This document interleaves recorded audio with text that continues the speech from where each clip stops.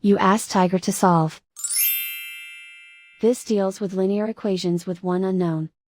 The final result is x equals 5/3. Let's solve it step by step.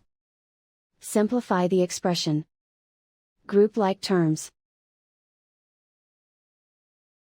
Combine like terms. Simplify the arithmetic. Group all x terms on the left side of the equation. Add 2x to both sides. Group like terms.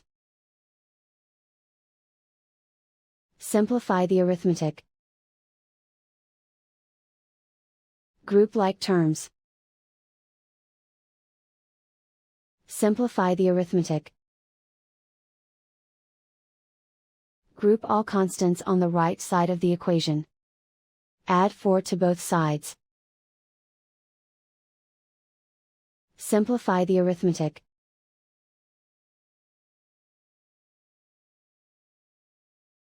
Isolate the x. Divide both sides by 3. Simplify the fraction. And so the final result is x equals 5/3.